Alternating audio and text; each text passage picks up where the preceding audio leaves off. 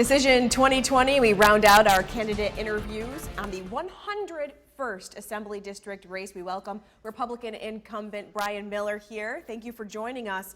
And I'm going to get right to the questions. We're asking the same questions of both major party candidates.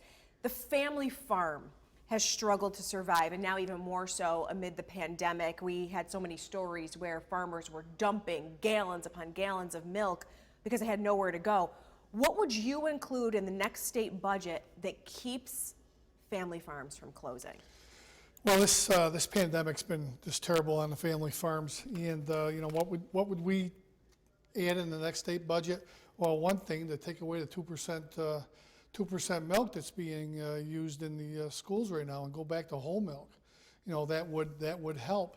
And it's kind of funny, during this pandemic, I know the agricultural community has struggled, but there has been some bright spots there because people have taken a look what's grown locally, what's here, what's available to them. And maybe in the state budget we'd like to see some help for the family farms on some value add, maybe some grants or incentives there for for bottling facilities on some of the smaller farms, and things like that. Remington Arms in Ilion has a new owner. The plan to start is to bring back 200 to 250 workers. With sales tax revenue across the state down, how much can be spent to assist the new owner in updating the facility and growing the workforce? Is there state money to help? Great question. Right now with the state money, we don't know how much money is going to be there to help anybody. We're going to be billions of dollars in the red, after this initial wave of the pandemic, filters its way out. But there's still money in the state budget that can be used. Hopefully we can see our way through a gun manufacturer to not look at that and look at a manufacturing facility. Remington Arms is the oldest continuous manufacturing facility in North America. It's 204 years that it's been there, and it is Ilion, New York. And we have to do all we can to help Remington and get the 610 employees back to work. Hopefully with the new buyer there, the new owner, I should say. We've had discussions with the owner and with the union people, but first we got to see what the plan is and what they're looking for to get things going. There have been a couple dozen executive orders from the governor during the pandemic. Where is the line between having to act quickly versus checks and balances with the state legislature? Well, when we first started out during the pandemic, that was the last time I was in Albany, because we all know that I was very unfortunate to get COVID. We gave the governor authority to make executive decisions at that time, and it made sense. But now, as we seem to have things under control, we'd like to have that checks and balances brought back to the governor and the legislature to make these decisions. A lot of the decisions now are for reopening, and we have to look at them slowly to make sure we do the right things. Because once we make one chess move, there's 4 other moves that we didn't think about. So, it has to be a collective.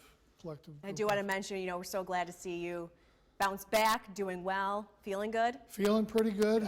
Last time I talked up here, I was at 80%. I'm probably at 95. It's been a long road. Every week is something a little bit different.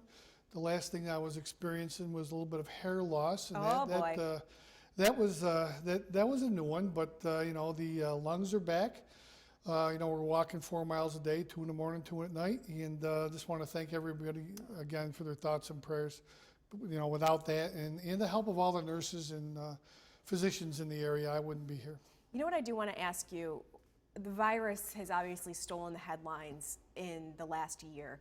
Is there a top issue? Is there a hot topic that you feel has been pushed from the front burner that you want voters to know about and where you stand? Well, the virus has brought a lot of things to light. Broadband.